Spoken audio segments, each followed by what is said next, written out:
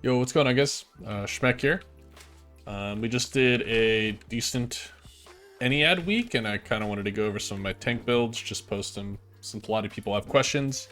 If you guys have questions about anything, feel free to ask away in the comments. But I'll just go ahead and get right into it. We'll pop some food just so the stats look correct.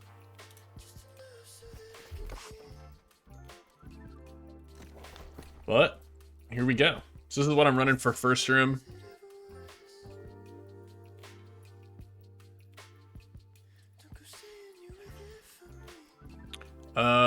This piece, I don't really want freedom, but it's whatever. It's what we got. So I also do not have Abyss Void shield, just for more protection. To be honest, I probably could have rocked around shield to do a little bit more damage this week, but rather safe than sorry is the tanker. And then for flail, we just got a little keen speed, crowded bludgeon, and then we were using life ring with RM. I was using slash damage earlier in the week and kind of a different weapon combo, but I eventually decided keen awareness is just going to be better because I got vicious on life ring and I want to be able to proc keen speed when I leave. And then accelerated resolve is also just going to make me a little bit faster as I'm kind of running down the hallway. Only big comments would be like empowering breaker is really important for tank. I think for the first pool and the last pool of the dungeon, you'll see empowering breaker have pretty much 100% uptime. So it's about 22%, 21% free empower. Just free extra damage, which is really nice. If you want to stack conditioning for the first room, Shy is almost all strike damage with a little bit of like ranged fire damage. But if you want to do a physical conditioning, I would stack strike for the first room if you want a little bit of extra protection from Shy. And then this week, in the past, I've done something where I've rocked like Whirling Blade in the first room. So I've done something like this. But Shy was just doing hella damage this week, so we opted for a little bit more weaken, and it's easier for the tank to hold aggro, of course, if I'm shield rushing, and we have to have shield bash no matter what. So we just dropped a little bit of extra damage and rend with Whirling Blade and just went for kind of more protection and easier aggro holds. After that, I had a Beetle high con set. So I didn't actually use the low con set, but when I was doing the skip, I would just swap to Whirling Blade like this. And then here was my set that I was using.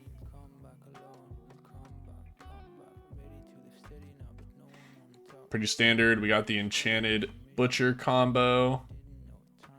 Keen Speed and Hatchet just helps me get to the Beetle a little bit faster. Bloodletting, of course, for Butcher. And then an Empowered Ami, I think, is really important. Basically, whenever the Beetle turns, as you heavy attack once, you'll basically get guaranteed Empower uptime the entire fight, which is pretty nice. Might not be mandatory, but it's free.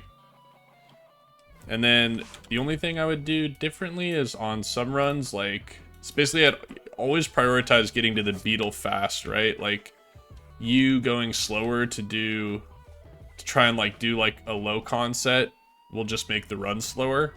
So if I was getting to Beetle like really quick sometimes and it looked good, I would sometimes swap to my low con set like this, where I would just be like 350 strength, 83 dex, and then I was rocking Wizard's Hat. I could probably play around with my stats a little bit more here, but to be honest, like, whatever the tank does is not going to affect the run too much. I think this set compared to my 300 con set, I was hitting for like 1,000 more damage almost exactly on crits, from 3,300 to 4,300 damage. So, I feel like it's worth it to have a low con set. I probably could have min-maxed more, but I think last time we did, I didn't have the best setup for like the bosses and everything, so I was trying to min-max DPS for one little part, and it just doesn't really matter. So set was pretty much exactly the same. Fortifying Shield Rush. And then we have just Wizard's Hat here. The 50 int is going to give you a little bit more value than like 110 dex or whatever it is. So again, probably could have min-maxed the set a little bit more, but you know, it's no biggie. And then after Beetle, we just swap to our haste set. Just to mob real quick. Pretty much one trap and one dodge will put you at haste cap. And as always, this set is nothing that special except for the traps on musket, alacrity amulet, and wing leather shoes. Just make sure you have those three. And the rest of the stuff just doesn't even matter. You just want to go as fast as possible. For the corrupted section, I messed around with my set a little bit this week and ultimately decided on something kind of fun. But I just had this, my set didn't really matter. And then I ended up rocking Nimble Coat. We have Sundering Shock, of course, and then we got our Clear Out, Sundering Jab. Then I did a little thrust damage ring and void protection. The reason I did focus here is because tank doesn't really do much for Lucius, and like you are never gonna change how fast the kill is. So what we opted for, like what I thought was really good, is like I just kind of did this CC combo basically, where we have a ton of knockdowns, and it looked really good most of the runs. Some of the, like, you know, most of the runs we ended up doing when I was starting to get my combo rotations down later in the week was just Lucius would not do a single attack. This is the name before Crassus. And, you know, I just kind of min-maxed my refreshing with Nimble Coat and 25 focus. So having him knocked down will probably be more value than anything else. And for Crassus, we did 300-300 with Nature's Wrath. And as much thrust conditioning as I could get. I actually was not using this shield. We were using our enchanted shield that we used on Beetle. I was just messing around with some shields earlier. So we actually had our enchanted shield for Crassus, and then just, you know, random crowded bludgeon. Doesn't really matter too much. Butcher, of course. Thrust conditioning, and then we got our thrust ammo with fortified. I did decide to, I didn't run keen, or whatever the bloodletting perk is here, just with leeching for a little bit more protection. So nothing too crazy about this set here. The only comment I'd make for Crassus is that here are my resistances. So I did like 42 void, 20 thrust with 4 thrust conditioning. So I'd be at like 40 thrust whenever thrust was procced. But I'm not 100% sure if, or I don't know if I even need to be like this high of con. There's probably no point in being light because he dies so fast, but I will say that because you have Shield Rush, like I have a Grit, right? And even maybe potentially have Defiance Stance, depending on how you want to play it. You really need Grit for the middle, right? But I think if the fight ends up being more consistent, you could easily drop to like 100 con as a tank for Crassus, especially if you do medium Nature's Wrath. I think there's potential for it, 100%. Because like, you know, all DPS before the like first 30% is irrelevant for the most part. You really want to min-max like the phase. And to be honest, I don't know if it really matters. But I think it's worth trying, and I might do it next rotation. Just do like a lot lower con. So I'd preferably, if I could hit like 350 strength and then 150 dex, that would be the creme de la creme. And then 4, this is the final named before the final boss. We got some strike conditioning for the big guy. Again, empowering breaker, massive here. Run that if you can. Pretty much has like 100% uptime for the last pool. I just ran an empowered Amy because I didn't really have anything else, and sometimes I would be out of Oblivion. I also always heavy attacked in the very beginning of the fight, and I didn't feel like I needed Divine. And Divine doesn't do a ton anyways. And then for the final pool, you're going to want Blood Drinker. I also was heavy attacking just in the very beginning, just to get a little bit more. This will work with your Empowering Breaker as well. And I wasn't running slash damage because I'm on Blood Drinkers, so, you know, a little bit more value you're going to get just from being able to heavy attack if you're not in that Oblivion. So yeah, nothing too crazy. Light for final pool. And then here is our Anpu and Heru set. So the only thing you'll really notice is just like running slash conditioning. Slash conditioning will be really important.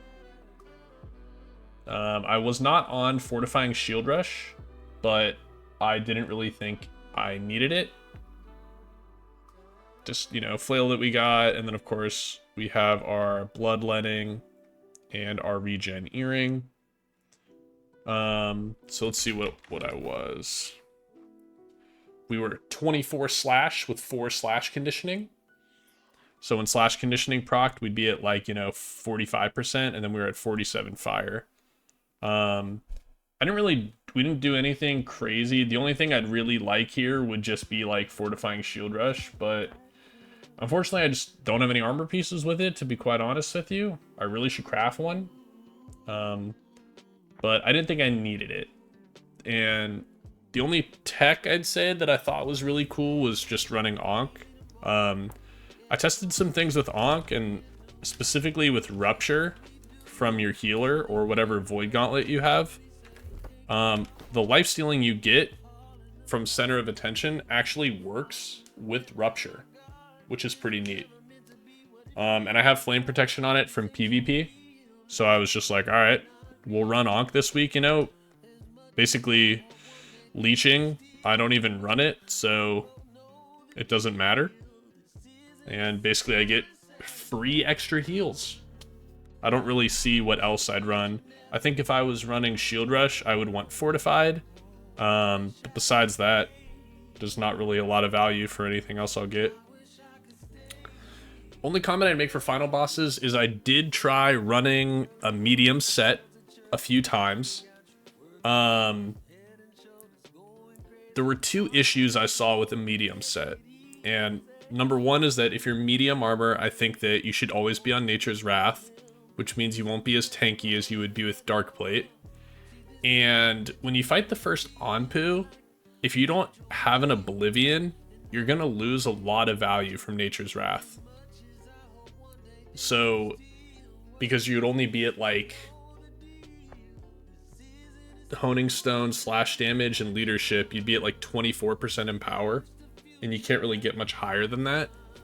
So I kind of decided that it's much better for me to play safer on Anpu than it is to min-max damage. That being said, I think that Heru you can play medium. Easy, like no worries. And it might be worth it if we ever do like aggro swapping mechanics in the future, or if we try out some different tech, for me to go medium. But this was a much easier week to do medium, and I thought it was doable. It's not like we had an issue with me doing it. It just didn't feel as safe. And it felt like there could be more issues with risks. And you know, you can't be dying as the tank, so I think it's possible. I think I might try things out. I also didn't use a protection on my shield, which I could do potentially. And then I don't know. So we just decided to be heavy, you know. Really min-maxing as the tank is not going to do a lot unless we're trying to like skip mechanics or the fight's really easy. I do think it's still a heavy fight for the majority of scenarios right now. And then the only tech was just, you know, we did the concentrated bile, so we only had 1 person bile Anpu and 1 person bile Heru. I'll just go over all my skill trees you guys can see here.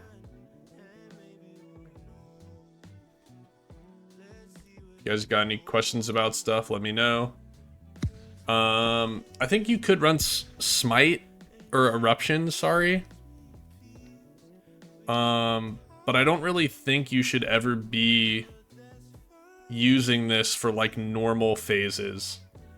I think the only time I would use Eruption or potentially Smite would specifically be during Anpu and Heru phases where like as the tank you stay in the middle and there's like not a lot for you to do. So Eruption or Smite could have value, and I think I would have tried Eruption, but I was using Flail a little bit, trying some things out with Barrage, so I just stuck with Barrage. If I didn't need Barrage, I might try Eruption. Again, I don't think you use Eruption anywhere else in the dungeon except for Anpu and Heru, just because you have free downtime where you could use this to provide value, but you know, is what it is. Hatchet set, just for extra haste. Pretty standard haste build. And then Warhammer.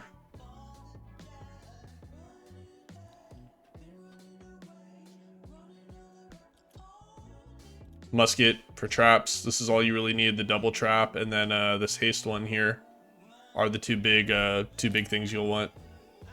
And then here's just my cheeky little spear build. And I think that's it. For the most part, we're just 300, 300 the whole dungeon. If you guys have any questions, as always, feel free to hit me up. Let me know. I'll do my best to answer them and get back to you all.